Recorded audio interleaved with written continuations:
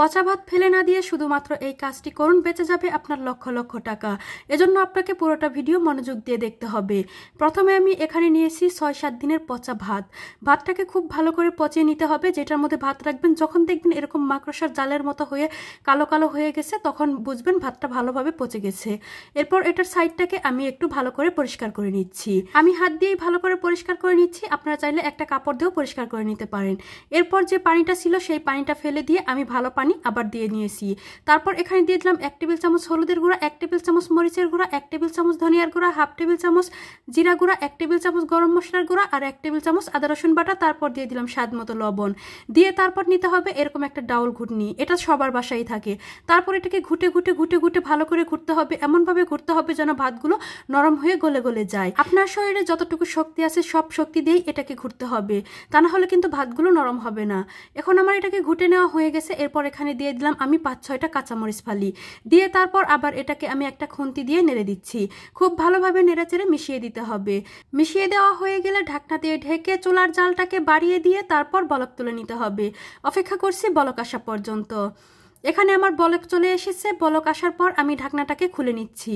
ঢাকনাটাকে খুলে নিয়ে আবার আমি একটু খুন্তি দিয়ে নেড়েচেড়ে দেব। একটু বারে বারে নেড়েচেড়ে দিতে হবে, খেয়াল রাখতে হবে যেন নিচে পুরা লেগে না যায়। তারপর নেড়েচেড়ে দিয়ে চুলার জালটাকে এরকম বাড়িয়ে রেখে আমি এটাকে জাল করে পানিটাকে শুকিয়ে নেব। এর মধ্যে ভালো করে নেড়েচেড়ে দিতে হবে। আমার এই ভিডিওটি যদি আপনারা মনোযোগ দিয়ে দেখেন, আপনাদের কিন্তু লক্ষ লক্ষ টাকা বেঁচে যাবে। এই জন্য ভিডিওটি শুরু থেকে শেষ পর্যন্ত অবশ্যই দেখবেন। আর যদি ভিডিওটি ভালো লাগে তাহলে আমার পেজটা ফলো দিয়ে রাখবেন নতুন নতুন রেসিপি পাওয়ার জন্য।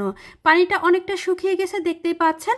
এখন আমি আবার নেড়ে দিচ্ছি, বারবার নেড়েচেড়ে দিতে হবে।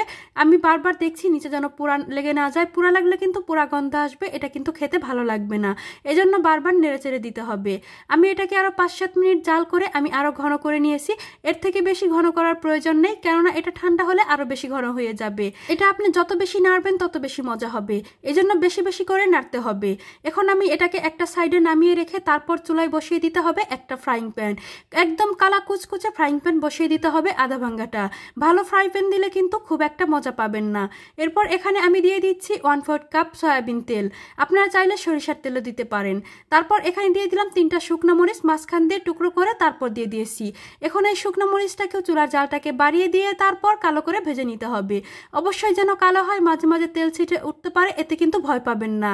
তারপর দিয়ে দিলাম বড় সাইজের একটা রসুন কুচি, দিয়ে দিলাম 1 মুঠ ভর্তি করে পেঁয়াজ কুচি। দিয়ে তারপর চুলার জালটাকে বাড়িয়ে দিয়ে নেড়েচেড়ে এটাকে বেরেস্তা করে কালো কালো করে ভেজে নিতে হবে। অবশ্যই ভাজাটা কালো কালো হতে হবে।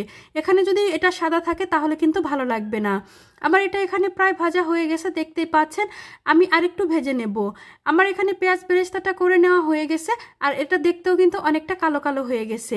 এখন আমি এটাকে একটা সাইড করে নিচ্ছি, এতে করে আমার ঢেলে নিতে সুবিধা হবে। তারপর আমি পুরোটাকে একসাথে নিয়ে এটার মধ্যে ঢেলে দিলাম। ঢেলে দিয়ে তারপর খুন্তি দিয়ে ভালো করে আবার নেড়েচেড়ে মিশিয়ে দিতে হবে। এমনভাবে মেশাতে হবে যেন সবগুলো একসাথে খুব ভালোভাবে মিশে যায়।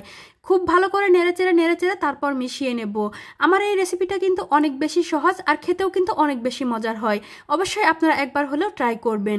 এরপর এখানে আমি দিয়ে দিলাম ধনিয়া পাতা। ধনিয়া পাতাটাকে দিয়ে আবার আমি নেড়েচেড়ে তারপর মিশিয়ে নিচ্ছি। এখন আমি চুলার জালটাকে অফ করে দেব।